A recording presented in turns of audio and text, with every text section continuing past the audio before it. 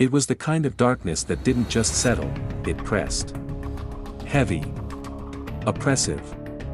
Like a wet wool blanket soaked in fear and draped across your shoulders. December 1986, northern Honduras. The jungle wasn't sleeping, it was listening. Every branch that creaked, every leaf that stirred, sounded too intentional, like it was watching you make your next move. The air was thick with the scent of damp vegetation and the faint, sour trace of old diesel exhaust. It clung to the inside of your nose, mixed with the metallic taste of adrenaline already rising on your tongue. Somewhere nearby, a cicada chirped its last note for the night, and then stopped. Just stopped. As if it too understood what was coming and had decided it was better not to be heard. Our boots sank a half-inch into the soft jungle earth, the soil still spongy from the last week's rain. 6 of us. We moved in silence, through open cattle pasture littered with low mist and shadow. A few hundred yards ahead, the river waited. The Rio Coco, wide, brown, and slow, marking the invisible but very real boundary between Honduras and Nicaragua. We hadn't come for a fight, not officially. Our patrol had been rerouted off the dusty roads to check out what command was calling an unidentified watercraft. At 10:30 that morning, it had been just another recon assignment. A routine border sweep. Keep your eyes open, keep your mouth shut, don't shoot unless shot at. Same as always. But this wasn't morning anymore. The sun had dipped low, casting long shadows across the grass. The radio chatter had thinned out. Static, then silence.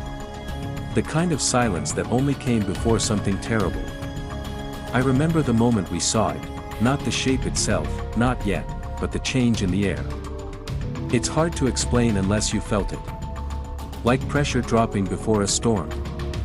Like the jungle itself inhaled, and forgot how to exhale. Movement in the water, someone whispered. The words barely left his lips, but they felt like a shout. We crouched low behind a scattered line of scrub trees, their roots twisting through the soil like veins. The grass in the open field ahead was damp and trampled, but no cattle in sight. The boat, if that's what it had been, never appeared. But something else did. At first, it looked like a floating log. Nothing unusual. The river was full of debris. But it moved against the current. Smooth. Intentional. A gliding ripple across the surface of the water that made no sense in the laws we'd all grown up with. Then the log blinked. No sound. Just a sudden awareness. A line of movement rising above the water's edge. Too straight. Too still. We froze. Someone shifted beside me, Wallace, maybe. He reached instinctively for his rifle, fingers brushing over the safety catch. A reflex. Nothing more. But the sound, just that tiny click, was enough to earn a sharp look from Perez, our sergeant. He didn't have to say it. I knew. Don't. Not yet. And then it rose. God help me, it rose. A thick, gleaming coil pulled itself from the water with silent strength, like a rope made of polished obsidian, slick with mud and river rot. At first, only a few feet. Then more. 10 feet. 15. 20. Its body curved back over itself, muscles rippling beneath scales as wide as my hand, glinting dully in the fading light. Its head, flat and triangular, hung in the air like a hanging blade, tongue flicking once into the mist. It wasn't looking for us. It was choosing. In the distance, a low bellow echoed from the tree line, a cow, slow to realize its danger. The thing didn't wait. It moved like a whip. No wind-up. No sound. Just an explosion of mass crashing into the grazing cattle. One swing of that massive head sent bodies flying like rag dolls. Bones cracked loud enough to echo back through the trees. We didn't speak. Couldn't. It didn't constrict. It didn't need to. It simply crushed. And then, as if it had all been some obscene illusion, it lifted its prize, a limp, full-grown steer gripped in its jaws, and slid silently back into the Rio Coco. The ripples spread wide, then vanished. Nothing remained but flattened grass, torn hoofprints, and silence. I remember blinking. Breathing. Feeling my heart slam against the inside of my ribs like it was trying to escape. Did anyone else? Someone started to say, but the words failed. We all nodded anyway. We had all seen it. No one dared say what we were thinking. Because what we'd seen wasn't just big. It wasn't just wrong. It wasn't supposed to exist. Back at the trucks, no one spoke for a long time. Not until the radio crackled with the usual check-in. The familiar voice asking what we'd found on the river. Perez hesitated. Then gave the order. Well, report when we're back. Even his voice sounded different. Tight. Measured. Like something had twisted behind his eyes and wouldn't let go. Later, command would say it was a misidentification. A trick of light. A cluster of floating debris. But we knew better. Because some things leave tracks in more than just the mud. Some things follow you back across the river. Into your memories. Into your sleep. The war didn't end for us that day. But something else began. Something that never made it into any patrol report. And never left. It was December of 1986, and the air in Honduras smelled like wet earth and distant smoke, thick, heavy with heat even in winter. The rainy season had passed, but the jungle never truly dried out. It just steamed quietly beneath the sun. I was 21, a specialist in the U.S. Army's 27th Airborne Engineering Battalion out of Fort Bragg, North Carolina. It was my first deployment outside the U.S., and we'd been dropped into the green gut of Central America to build an airfield, nothing glamorous, just gravel, steel, sweat, and diesel. It was near a place called La Mesquita, close enough to the Rio Coco to hear the river groaning at night when the temperature dipped and the wind shifted. You tell yourself it's just a river. Just the jungle. But there's a kind of silence that doesn't feel natural. The kind that hums in your teeth. And I remember thinking that this place didn't feel empty. It felt watched. We'd arrived 3 weeks earlier, flown in by C-130s that touched down on dirt strips, the kind where the brakes scream and you bounce twice before coming to a stop. Dust rose in red columns and clung to everything, uniforms, skin, the corners of your eyes. The village nearby was called Jamastran. A few wooden homes on stilts, barefoot kids who didn't flinch at the sight of armed men, and livestock that wandered freely between the tree line and the open roads like they were smarter than us and knew how to survive better here. The airstrip we were tasked with building wasn't just some logistical outpost, it was a warning. A 5,000-foot-long message to the Sandinistas across the border: stay put. We're watching. We were just 15 miles from Nicaragua, and everyone knew the Contras were hiding in the hills nearby. Everyone pretended we weren't in a war zone, but everyone still slept with a weapon beside their cot. There was no front line here, just dense forest, ghost roads, and a slow crawl of tension that never lifted. Officially, we were not at war with Nicaragua. But the border didn't care. It bled uncertainty. The Sandinistas on one side, the US-backed Contras on the other, and in between, a handful of young Americans with shovels and rifles pretending to play peacetime engineer. We weren't grunts. We were support. Builders. Radio men. I was one of the latter, a COMS guy, responsible for radios, frequencies, contact relays. My job was to keep the line open. A simple assignment, in theory. But this was 1986. And out here, a storm cloud could shut down comms for hours. A misaligned antenna could mean the difference between reinforcements and a foot patrol getting lost in the green hell forever.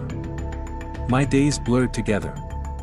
Wake up to insect song and the buzz of generators. Chow hall coffee strong enough to strip paint. Patrol, check frequencies, monitor reports. Sleep under mosquito nets. Repeat. Time moved differently out there. The sun didn't rise, it revealed. Every morning, the jungle looked like it was waking up with us, flexing its muscles, deciding if it would let us go one more day. Sometimes I rode with the surveillance teams, mostly Honduran soldiers who knew the terrain better than we ever could. Most of them didn't talk much, but they moved with a quiet precision that made me nervous. Like they were always listening for something that wasn't supposed to be there. The Rio Coco marked more than just a geopolitical boundary. It was a line in the dirt between what we understood and what we didn't. The locals had stories. They always do. Whispers of things seen in the fog. Shapes that moved wrong. Sounds that carried too far, even against the wind. They called it El Diablo sometimes. Other times, they didn't name it at all. Just spat into the dust and crossed themselves. I'd laugh it off with the other guys, jungle ghost stories, right? But there was always a silence that followed. The kind that meant you almost believed them. Or didn't want to risk finding out. We were warned not to cross the river. Not without orders. Not without backup. The water was dark and slow-moving, the kind that swallowed light and memory both. Anything past the banks was Nicaraguan soil, and that meant trouble. But truthfully, there was something else about that river, something unspoken. Even the Contras didn't like to camp near it. Even the Honduran troops avoided it at night. The days stayed hot. The nights cooled just enough to make your bones ache. And every once in a while, we'd get radio reports from overhead patrols, movement near the river. Suspicious vehicle. Possible crossing. It was always the same language, vague, tense, procedural. But when the words, moving upstream came through one morning, I felt something shift in my chest. Because it wasn't just about enemy activity. It was the way they said it. Like the river itself was carrying something upstream. Not a boat. Not a patrol. Something. We were told to prepare for a recon, standard patrol, approach the river, observe, report. No contact unless fired upon. No heroics. That was the day everything changed. And I didn't know it then, but that morning in the jungle would be the last time I ever thought of the river as just water. Because what came out of it wasn't Sandinista. And it wasn't human. We'd been out on patrol since before sunrise, the tires of our Humvees kicking up long trails of reddish dust that hung in the air like old smoke. The jungle didn't wake with birdsong here, it breathed quietly, deeply, and with something I could only describe as caution. You don't notice it right away, that stillness. But once it gets under your skin, it starts to feel like the trees are listening. Like they're waiting for something. By mid-morning, the heat had become the kind that presses down on your skull like a hand, thick, oily, and full of biting insects that clung to every square inch of sweat-soaked skin. Our radios crackled with routine chatter, false alarms, patrol reports, occasional warnings about livestock wandering onto the road. I was half listening, half sleeping in the back seat of our lead vehicle when the voice came through, flat but alert. Solo Whiskey 4, be advised, unidentified movement observed upstream on the Coco. Possible watercraft. No visual on occupants. Coordinates incoming. There was a brief pause, then, repeat, possible vessel, erratic motion. Changing direction. Stopping. Starting again. Unconfirmed ID. I sat upright. My sergeant, Perez, leaned forward in the passenger seat, squinting at the GPS unit on the dash while marking the coordinates with a pencil on our laminated grid map. They're spooked, he muttered. Could be Contras. I asked. He shook his head. Too bold to come up the river in broad daylight. Too sloppy to be ours. Within minutes, the squad had rerouted, 3 vehicles total, kicking into higher gear as we peeled off the ridgeline road and began cutting a path through the winding trails toward the river. We bounced over deep ruts, past groves of banana trees and homes on stilts, their tin roofs gleaming under the noon sun. Locals stepped aside silently, watching us pass with expressions that didn't register fear or curiosity, just weariness. As if they'd seen too much to be surprised anymore. Our rendezvous point was marked just east of a grazing field, one we'd passed before on earlier patrols, usually occupied by cattle and overseen by a few barefoot herdsmen with machetes strapped across their backs. But today the pasture was still. The air felt heavier here, charged in a way that made the hairs on my arms rise. We dismounted, 3 men staying with the vehicles while 6 of us, including myself and Perez, moved out on foot. We crossed the fence line into the pasture, stepping carefully over coils of rusted barbed wire that looked older than any of us. The grass was knee-high in places, flattened in others where cattle had clearly bedded down. I remember the smell, mud, manure, something sour underneath it all, like stagnant water left too long in a metal bowl. And I remember the quiet. No birds. No buzzing. Just the low hiss of wind combing through dry grass. At the far end of the field, the trees gave way to a slight slope leading down to the riverbank. We fanned out just short of the edge, staying 5 or 6 yards back beneath the cover of scattered palms. The river itself was wide, maybe 70 feet across, and moved slow, the surface broken only occasionally by floating debris or the dipping branches of overhanging trees. "Eyes west," Perez said, scanning upriver. "It's coming from that way." We settled in. My rifle was slung but ready. The sun pressed through the canopy in thin, white columns that shimmered against the water. I kept checking my watch, time moved strange here, stretching and contracting like a lung. And then someone whispered, "I see it." It wasn't what I expected. No boat. No men.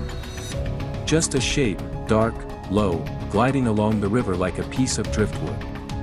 Except it moved wrong. Too smoothly. Too deliberately. It shifted direction without pivoting, weaving across the current like it was searching for something. I raised my binoculars. What I saw wasn't man-made. It was long, absurdly long, curved, segmented. At first, I thought it might be a log wrapped in vines. But then it tilted, subtly, and I saw the texture of its skin, dark green, mottled, patterned like ancient stone. And eyes, small, recessed, black as wet ink, just above the waterline, fixed forward like a scope. "Is that a croc?" Someone muttered behind me. "No croc moves like that," Perez replied, voice flat. The shape continued downstream, passing just short of our position, close enough that we could hear the soft slap of its wake against the muddy bank. I felt my breath catch. It was huge. Easily thicker than my chest and still no end in sight. Then its head broke the surface fully. That's when the cattle screamed. There was a flash of movement, impossibly fast, and the water exploded in a wide arc as the creature surged forward, lunging out of the river and onto the field with a horrifying, sinuous snap. Mud flew. Grass bent. The thing, whatever it was, rammed into a cluster of grazing cattle like a battering ram, sending bodies tumbling, bones snapping like twigs. One cow bellowed, collapsed, kicked once. Then nothing. The creature lifted its head, long, wedge-shaped, wide enough to swallow a beach ball, and fixed its gaze. On us. Just for a moment. Then it turned. Its massive jaws open. I'll never forget the sound, the wet crunch as it gripped the limp cow and lifted it from the ground in a single, effortless motion. The cow's legs hung awkwardly from both ends of its mouth, twitching once, then still. Perez raised a hand. "Do not fire." We froze. The snake, if that's even what it was, turned, half its body still coiled in the field, the rest trailing back into the river. Then, without a sound, it slid backward. Effortless. Graceful. It vanished into the water with barely a ripple, dragging the full weight of a slaughtered cow with it like a dog carrying a chew toy. And then, silence. No wind. No birds. No movement at all. We just stood there. Breathing. Staring. Wallace, one of the new guys, broke the stillness. What in the actual hell was that? No one answered. Perez finally exhaled and reached for his radio. He paused. Then, "Well, report after we get back to the trucks." Even as we walked back through the pasture, back through the barbed wire and the abandoned field, I could feel the weight of it sitting on my chest. Like the jungle itself had shifted. Like something ancient had stirred beneath the surface. We didn't know what it was. But we all knew what it wasn't. And none of us would ever forget what we saw near the river that day. The moment we left the trucks and pushed into the open grassland, the world began to quiet. That wasn't unusual in itself. When you're deep in the Honduran jungle, sound does strange things. But this silence was different. It wasn't the hush of nature holding its breath. It felt manufactured. Hollow. Like something had absorbed the noise and left only pressure behind. We crossed the first barbed wire fence carefully, each man crouched low and moving fast. I could hear the metallic twang of the wire as Wallace slipped through, the dull crunch of boots pressing into dry soil, the wheeze of breath behind me. The jungle thinned out here. Grazing land stretched ahead, short grass, scattered trees, a few stumps where the locals had cleared brush. Just beyond that, the river. Our pace quickened. The sun beat down hard, soaking the back of my neck in sweat.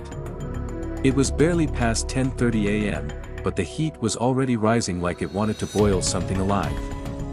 There was no wind. Just the drone of insects and the steady, rhythmic march of 6 armed men threading their way toward the tree line. We didn't talk. Everyone was on edge. You could feel it in the way people moved. No jokes, no wasted words, just short hand signals and grim nods. The report over the radio had been vague. Something in the water.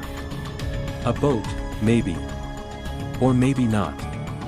The phrasing had changed halfway through the transmission. First, it was a vessel. Then, a dark object. Then, unidentified. That kind of linguistic drift never meant good news. When we finally reached the edge of the field, the tree line offered the first real cover Wed had since leaving the trucks. We dropped to one knee, scanning the landscape. Beyond the thin barrier of trees, the river moved in sluggish curls, dark and wide. It reflected the sky like a sheet of black glass, disturbed only occasionally by ripples that didn't seem to come from anywhere. Perez signaled for us to fan out. Wallace and one of the others moved left. I went right with Castillo, while Perez took center, setting up a staggered line just inside the trees. Close enough to observe the river. Far enough back not to be seen from the opposite shore. That shore was Nicaraguan territory. The difference wasn't obvious. There were no flags, no signs, no sudden change in vegetation. Just geography and tension. We weren't supposed to engage unless fired upon. Not that it mattered today. Whatever was coming up that river, it didn't belong to the Sandinistas. We waited. Seconds passed like hours.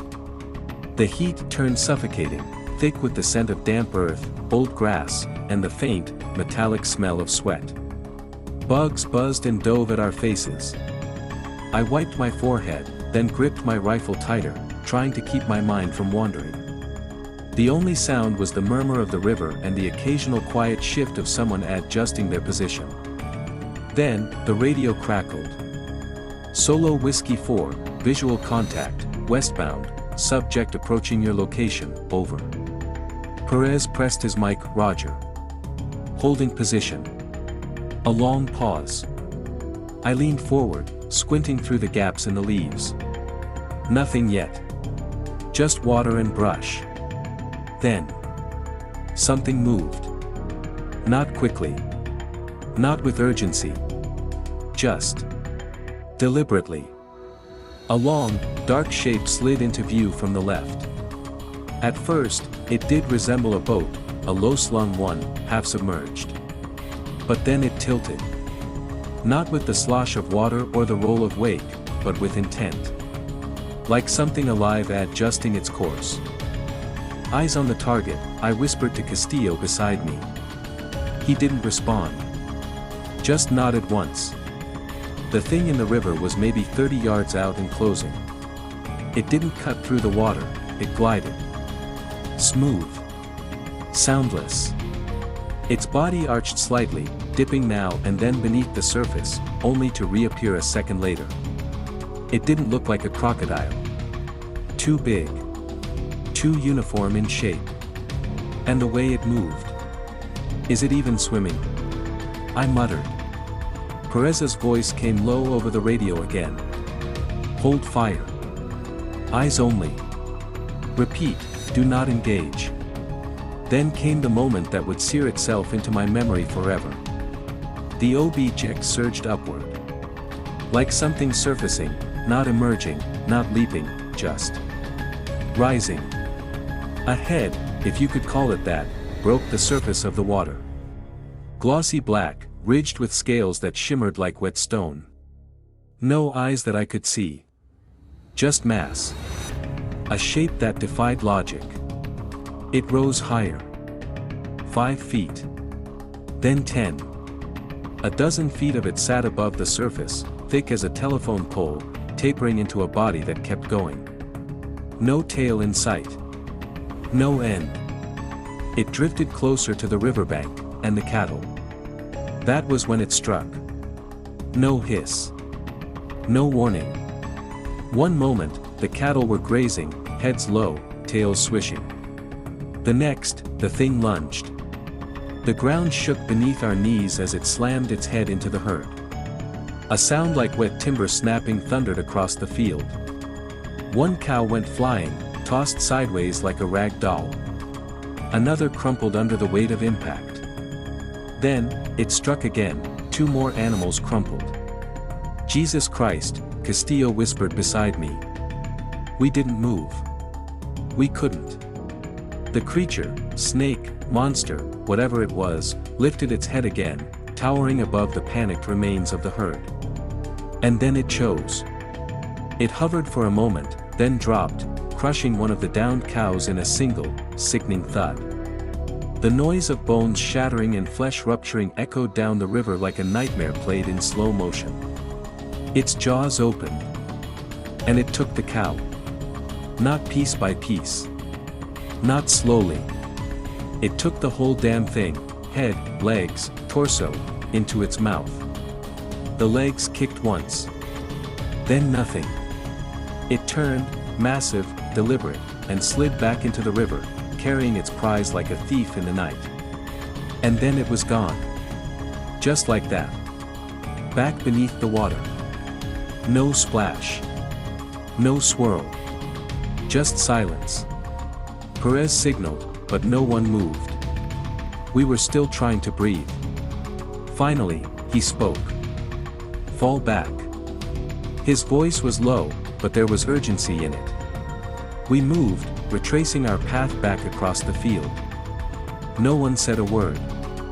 We climbed the fences, passed through the trees, and returned to the trucks. The jungle didn't feel like jungle anymore. It felt like a mouth that had just decided not to close. Back at the vehicles, we regrouped, breathing hard, rifles still clenched in white-knuckled hands.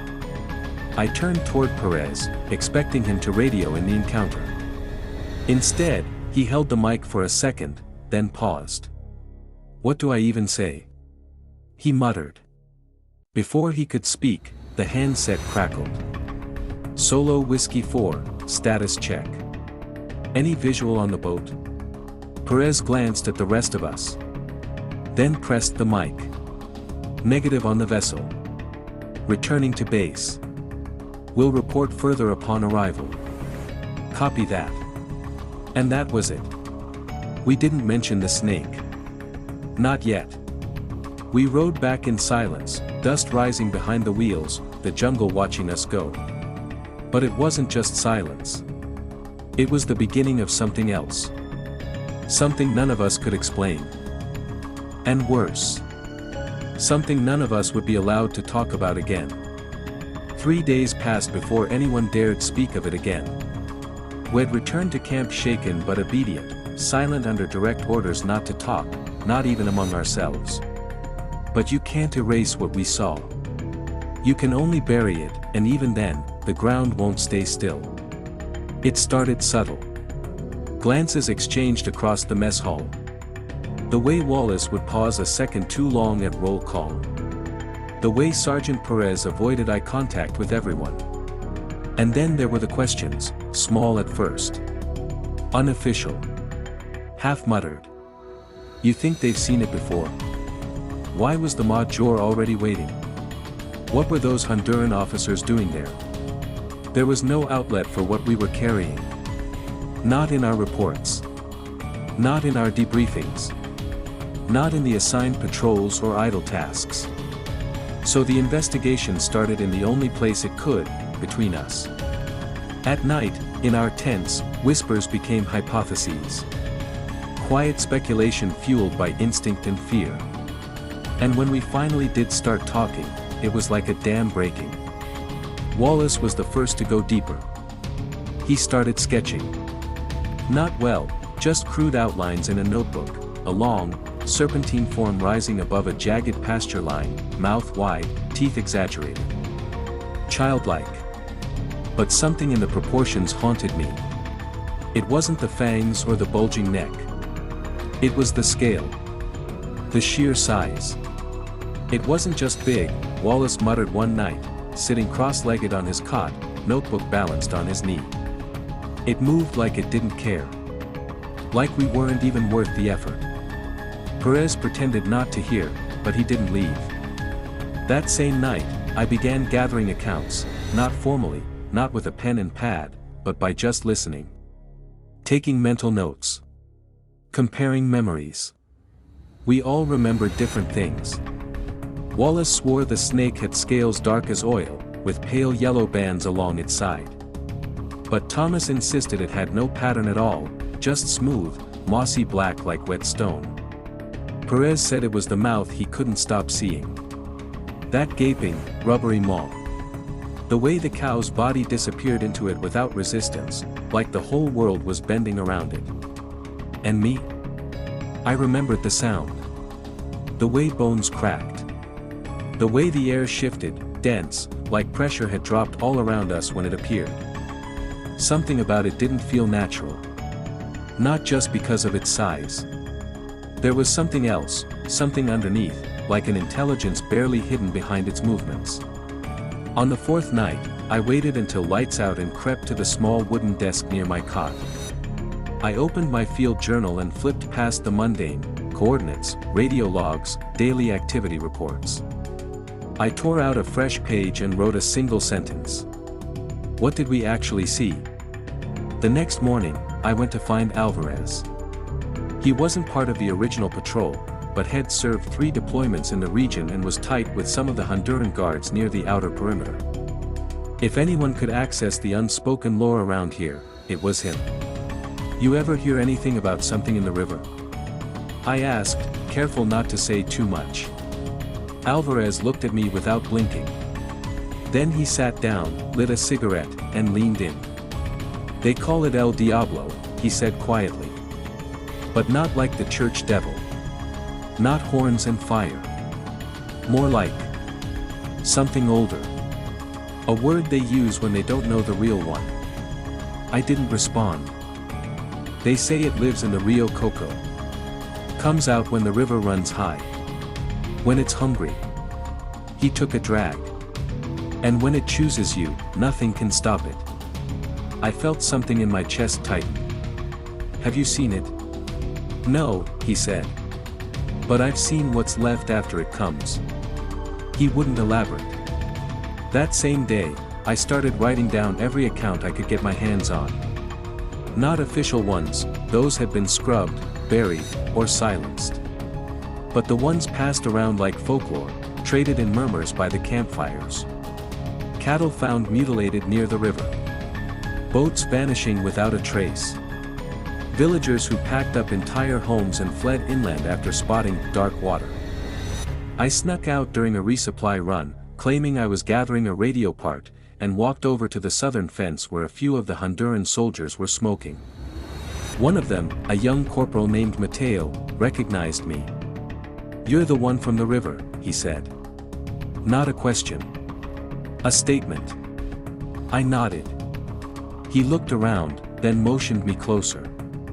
"My abuela told me stories," he said. "About the beast. How it used to follow men into the hills. How it would stare at your house from the trees. Not to hunt. Just watching. And when it chose to strike, it didn't roar. It didn't hiss. It waited. Until you walked too close." "What is it?" I asked. "What do you think it really is?" Mateo didn't answer right away. When he did, it was barely a whisper.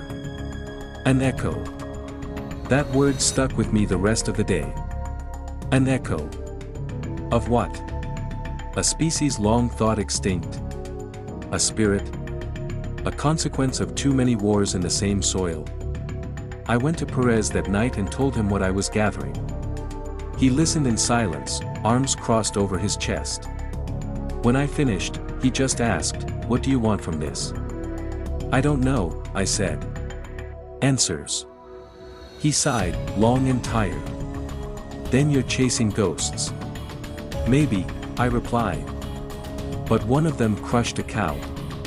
He didn't laugh. He just looked at the tent wall for a long time. Then he said, "You want to dig? Fine. But if it catches wind of what you're doing, if command hears, it won't be just your career on the line." Understood. We fell quiet again. But something passed between us in that moment, an unspoken understanding that we were both already in too deep to stop. That night, I couldn't sleep. I sat by the edge of the camp and stared toward the dark line of trees beyond the field. And for the first time since the incident, I imagined what might have happened if it hadn't gone after the cattle.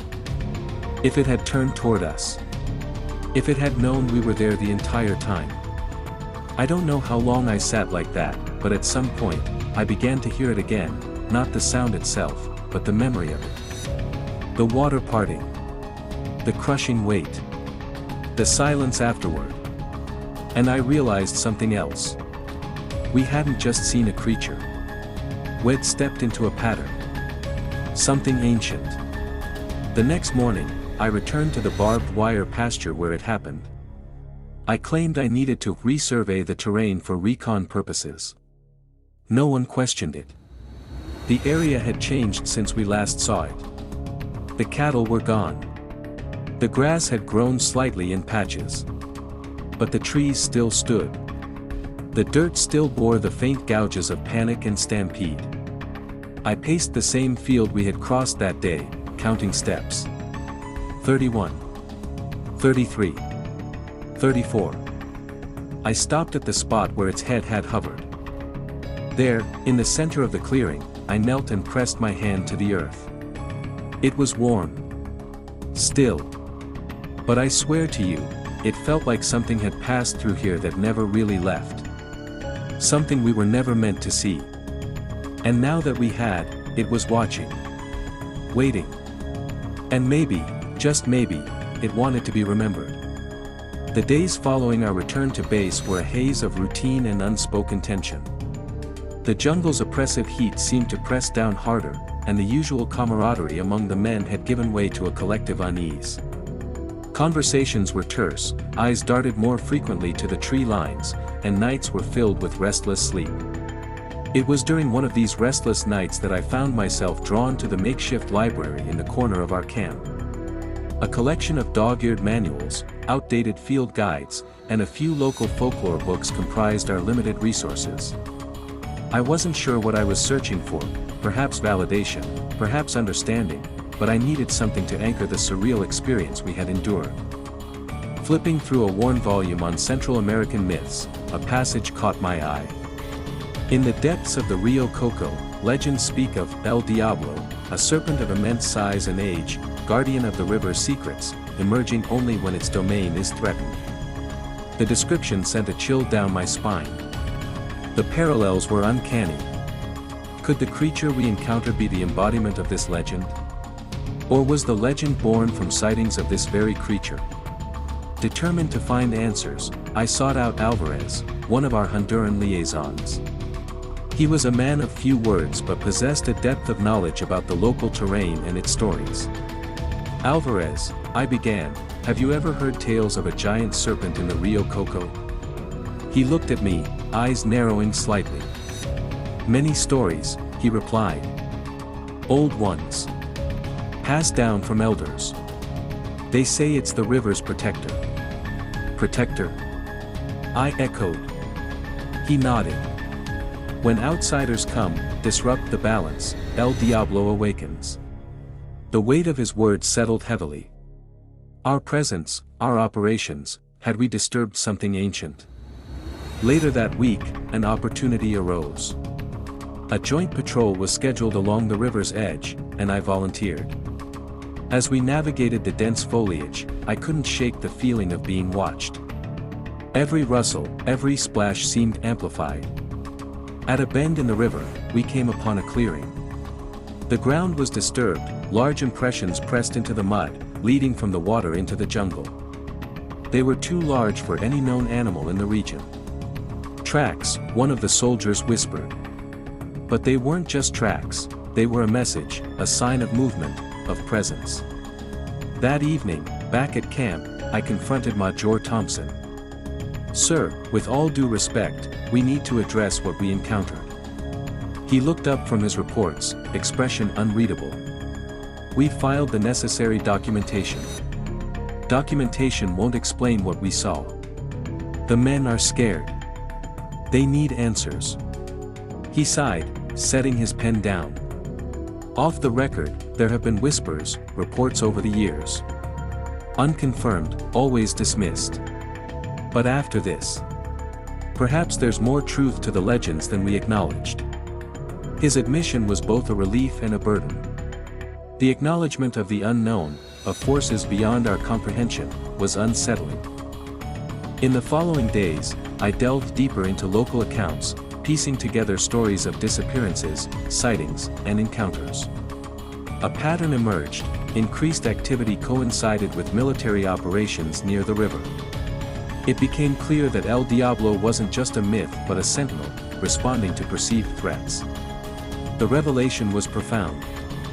We weren't just soldiers on foreign soil, we were intruders in a realm guarded by an ancient force. As our deployment neared its end, I stood once more at the river's edge, the water flowing silently, concealing its secrets. I couldn't help but feel a sense of reverence, of respect for the guardian of the Rio Coco. El Diablo was more than a creature, it was a testament to the mysteries that still exist in our world, reminding us of the boundaries we should not cross. You try to make sense of something like this the way a mechanic might try to understand a machine with missing parts. You look for the bolts that should be there.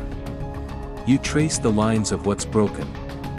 You rebuild the shape of the thing in your head, hoping that the outline will tell you the truth that your eyes weren't allowed to see in full.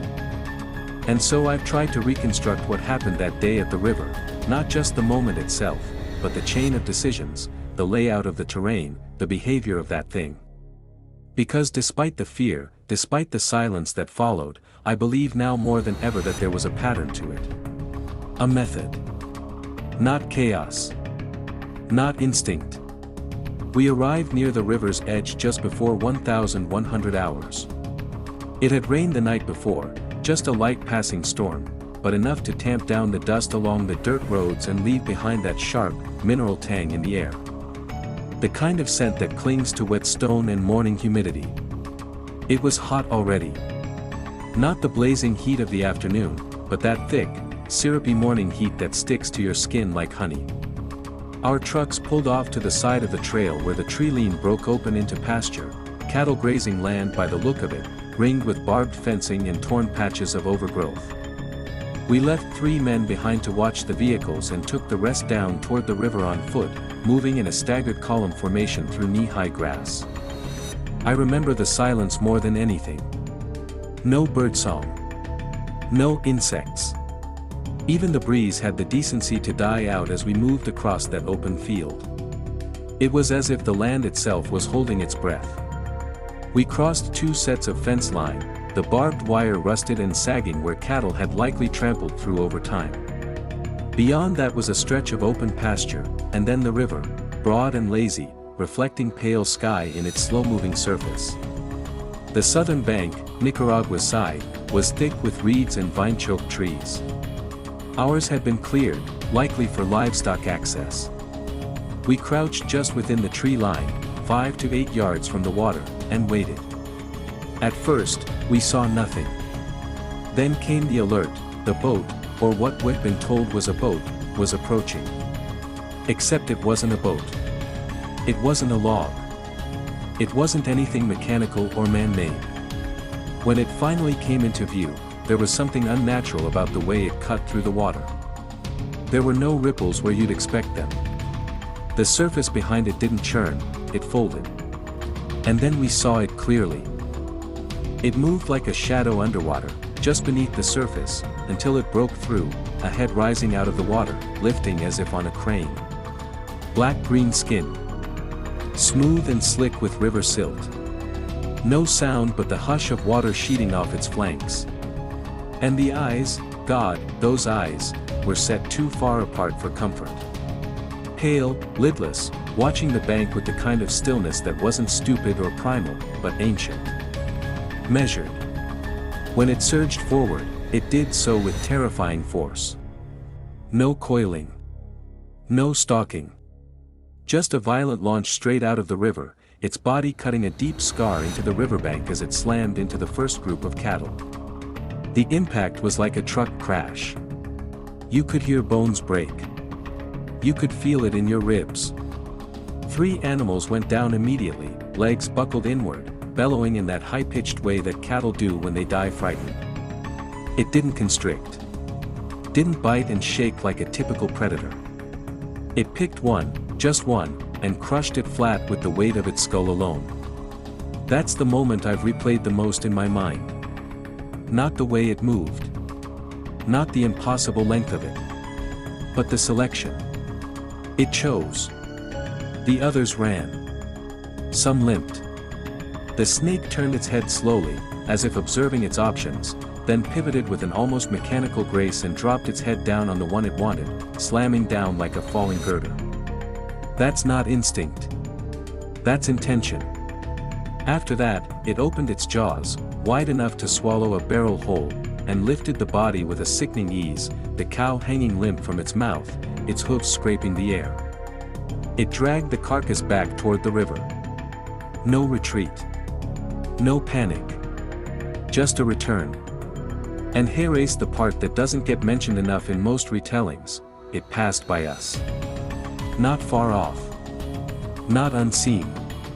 I swear to you, that creature looked at us. I felt the weight of its gaze like a line being drawn across my chest. But it didn't change course. It didn't rush. It wasn't frightened of us. It knew we weren't going to stop it. Now, here's where the reconstruction begins. If we go by our pace count, 31 to 34 steps from river to kill site, and assume roughly 3 feet per stride across flat, grazed pasture, you're looking at 93 to 102 feet. That's not a guess. That's not hyperbole. That's body length. And yet, we only saw a portion of the tail before it submerged. We never saw it all at once. Which means it was longer. That suggests a creature, likely serpentine, perhaps oviparous, of extraordinary size and weight. And if it can function in both aquatic and terrestrial environments with that level of mobility, that would place it in a category of predator that we don't currently have in modern taxonomy. Not at that size. Some of the guys joked afterward, nervous laughter, the kind you can't stop once it starts, that it must have been a mutated anaconda. But anacondas max out around 30 feet in the most extreme confirmed cases. And they're sluggish out of water. This thing was fast. The riverbank bore no tracks. No impression deep enough to match the size of what we saw. That could be due to the rainfall or the grass itself, but more likely, it didn't spend much time out of water. It attacked and retreated in one motion. That implies it wasn't hunting inland. It was ambushing from the river. Which brings me to the reports. The reason we were sent out that morning was because something had been spotted upstream. Something moving erratically. Not following the current. Stopping and starting. Changing speed. Think about that. We assumed a boat. Something mechanical. But no engine noise. No wake. No exhaust. What we were tracking wasn't a vessel, it was a predator stalking the river. So now you start to ask the questions no one wants to ask out loud. How long has it been there? Is it the only one? Has it taken anything else? Because hayrace where things get darker. We weren't the first to patrol that stretch of the Rio Coco. We weren't even the first Americans. There'd been reports, scattered, vague, of missing livestock, of villagers speaking of something in the water. They called it El Diablo. We thought it was folklore. But what if it wasn't? What if the villagers had seen something like this before? What if they knew? The command at Soto Kano didn't want a report. They wanted silence. That radio call, cut off mid-transmission. The debriefing, segmented, controlled, interrogative. The veiled threats about reputations, careers, consequences. Why? Because if this creature is real, and I believe it is, then its existence breaks more than just biological assumptions. It breaks containment. You see, military intelligence is designed to catalog threat, contain anomalies, and suppress unconfirmed encounters that could spiral into public panic or diplomatic instability. And what we saw? That was uncontainable. There was no gunfire. No defense. No battle. Just something old and massive and entirely indifferent to our presence. When I think back now, the most unsettling part isn't the event itself, it's the reaction afterward. The sudden silence. The rerouting of our deployment. The unspoken rules, don't ask questions, don't share details, don't even whisper about what we saw. But trauma doesn't listen to orders. And memory doesn't follow protocol. We stood on the edge of something that day. Not just the river, but something deeper. Something that lives beneath the skin of our reality, just out of reach, just out of explanation. Some call it legend. Others call it hallucination. But I call it what it is. Witness. And once you've seen it, really seen it, you carry it with you. Even now, decades later, I can close my eyes and hear the sound of water splitting around scale. I can feel the pressure in my chest. I can smell the heat of crushed grass and blood. This wasn't a cryptid. This wasn't folklore. This was something real. And we were never supposed to see it. But we did. And I will never forget. I remember sitting alone in that apartment they'd set me up in, the silence weighing down like jungle heat. It was supposed to be a favor, a quiet place away from the barracks, a place to decompress. But it didn't feel like a reward.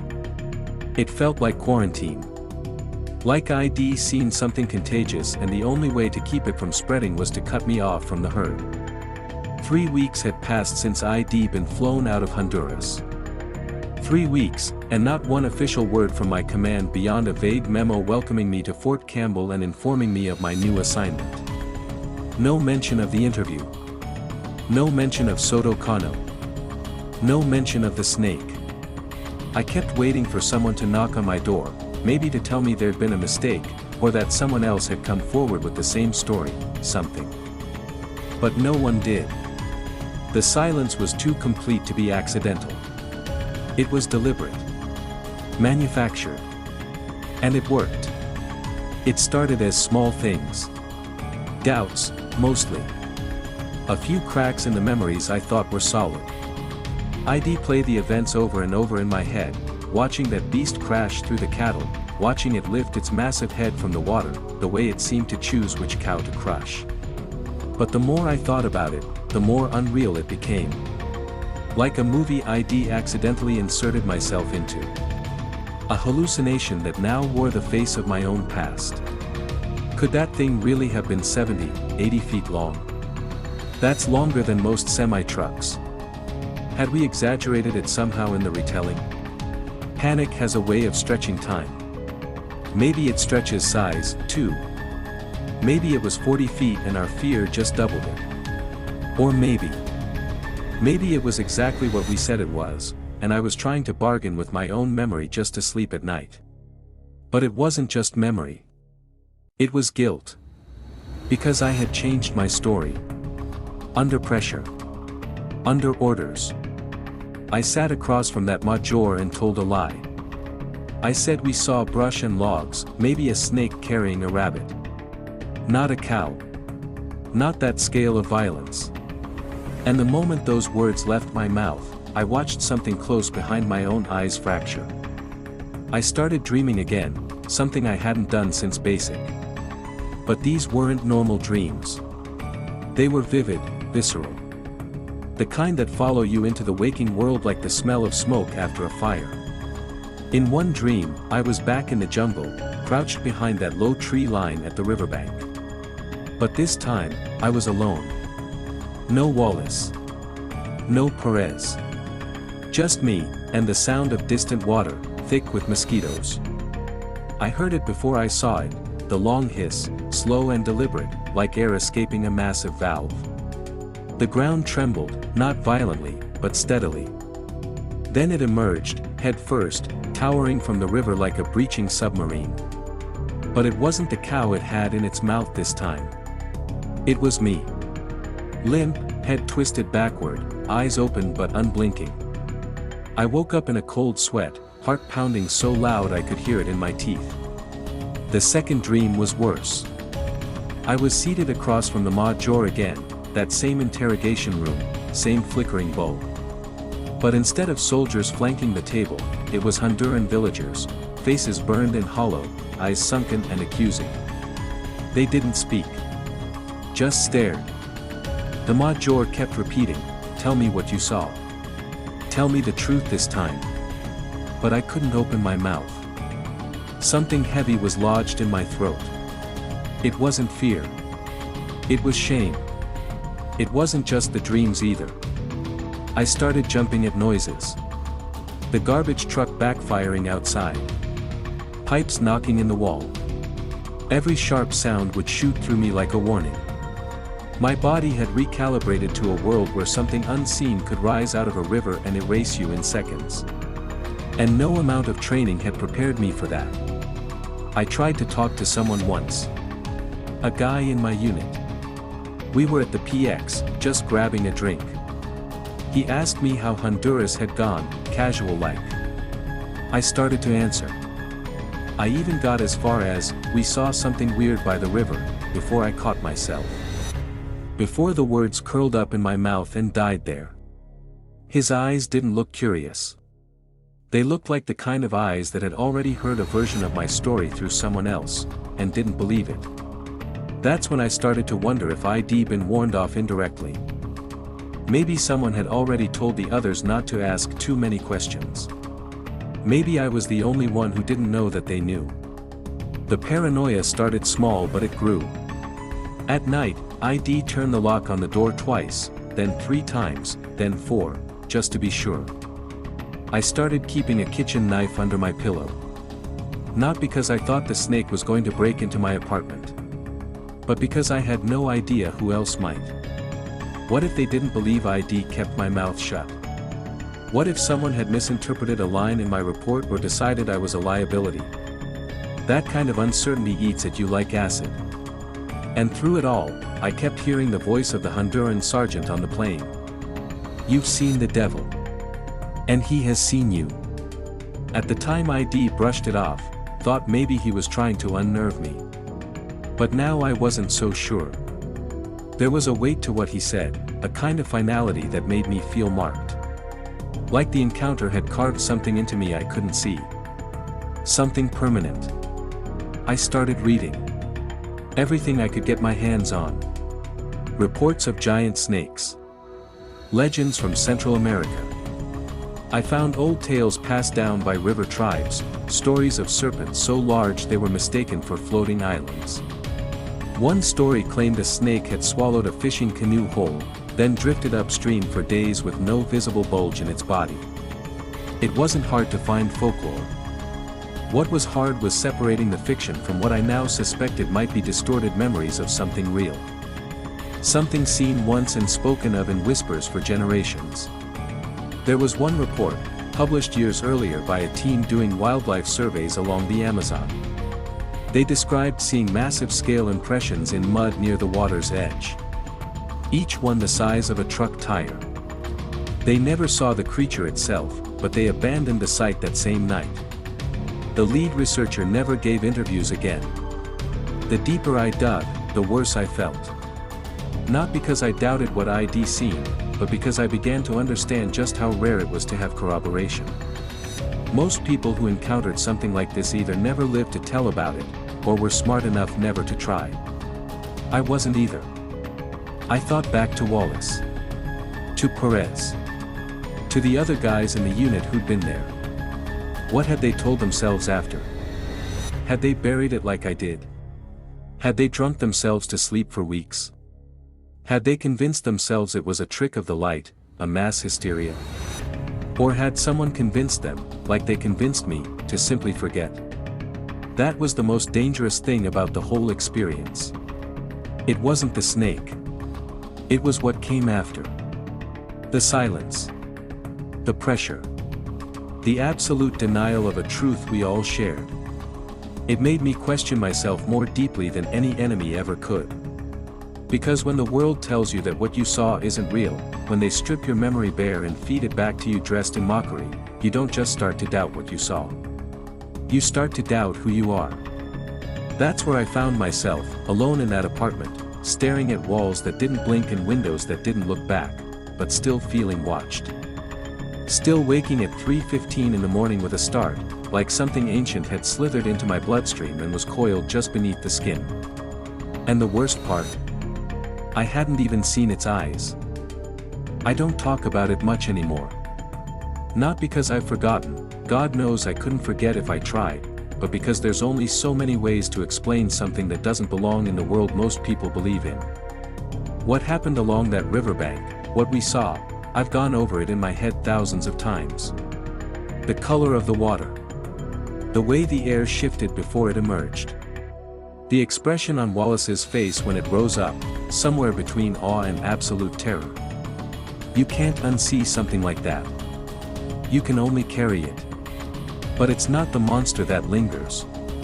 It's the silence that came after. I used to think monsters were what made the world dangerous. That what lurks in the jungle, or beneath the river, or inside the dark, was the real threat. But now I know better. Monsters are obvious. They're terrifying, yes, but they don't lie. What you see is what you get. The snake didn't try to hide what it was. The people in charge did. They buried it, wrapped the truth in red tape and official memos, stashed it somewhere between military diplomacy and plausible deniability. Because what matters isn't whether something happened. What matters is whether it's admissible. Whether it fits the story they need the world to believe. And that's the part that breaks something in you. Not the creature. The cover-up. Because once you're told that what you know to be real, what you saw, what you felt, never happened, you start to question everything else. Your instincts. Your sanity. Your value. You start to wonder if you were ever meant to tell the truth at all, or if your only job was to survive and stay quiet. But here's the thing they didn't count on, silence doesn't make the truth disappear. It just makes it echo louder in the dark. Sometimes I think about that Honduran soldier on the flight out. The way he leaned in and said it so casually, like he was sharing the weather. You've seen the devil. And he has seen you. At the time, I thought it was just folklore. A local superstition. Something old and inherited. But now, I think he was warning me. Not just about the creature, but about the weight of seeing something you're not supposed to survive. Because once you see it, you carry it. You become part of it. Part of the myth. Part of the thing that shouldn't exist but does. And the strangest part is, I'm not angry anymore. I'm not afraid, either. Not the way I used to be. What I feel now, what I live with, is something quieter. More corrosive. It's knowing that some truths are too big for the world to accept. That some stories, no matter how real, will always be dismissed as fantasy. Because it's safer that way. For them. Not for you. I've learned to live with it. The questions. The dreams. The half-formed memories that don't fade with time, just deepen like old scars. And I've learned to stop expecting validation. Some stories don't end with justice. They end with silence. But still, sometimes, late at night, when the world is still and the air feels heavy like it did that day by the river, I think about going back. Not to find it. I wouldn't survive a second encounter, and I know that. But to stand at the edge of that place again. To look out over the water and remind myself that it wasn't a dream. That it happened. That I happened. And if something deep beneath that murky water is still watching, well, maybe it remembers me too. Because I've come to believe that the world is far stranger than we're allowed to admit. And in those cracks between what's documented and what's denied, there are still things waiting. Things ancient. Things hungry. Things no report will ever name. So this is me, just one man telling a story that won't make it into the archives. One story among many. But if you're still listening, if any part of you believes, then maybe I'm not as alone as they made me feel. Maybe the fog hasn't swallowed everything yet. Maybe the truth still has a voice. Even if it whispers. Even if it hides. Even if it only speaks when the rest of the world is sleeping.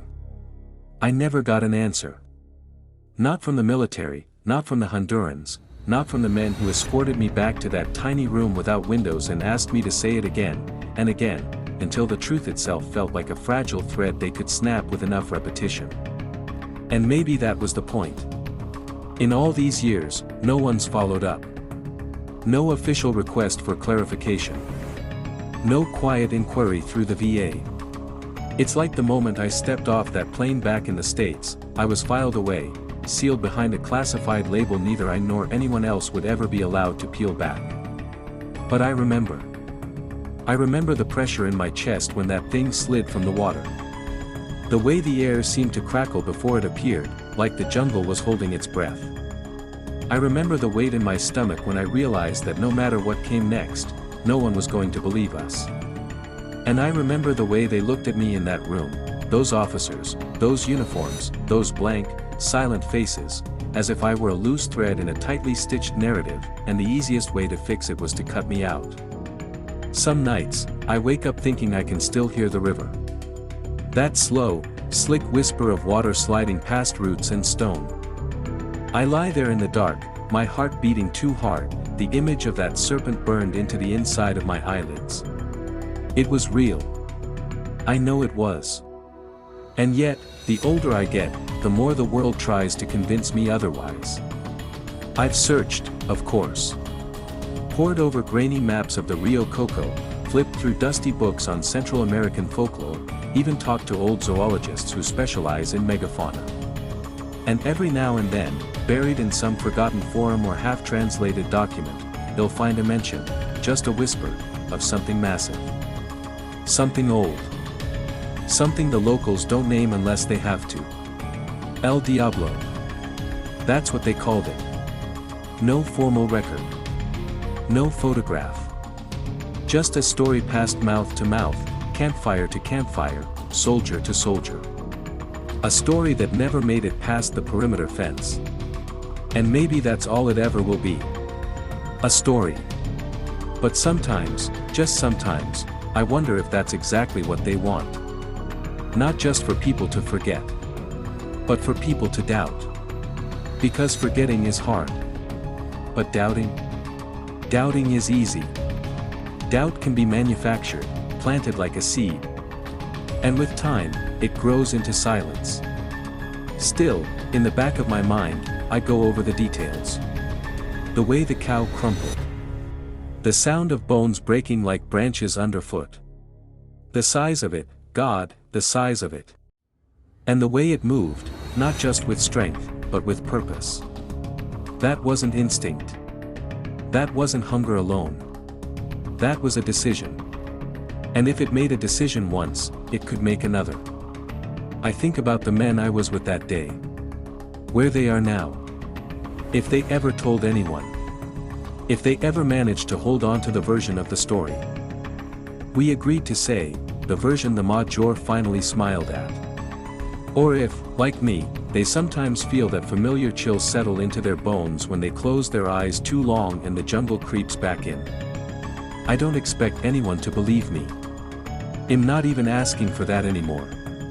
But if you're listening, if any part of you felt something twist in your gut as you heard this, then maybe you've seen your own version of it. Maybe not a serpent, maybe not in a war zone. But something unexplainable. Something impossible. And maybe that means I'm not alone. Or maybe it just means the river still remembers. Whatever the case, I'm still here. Still watching. Still listening. And somewhere out there, beneath the water, or in the folds of a forgotten jungle, something is watching back. Not gone. Not dead. Just waiting.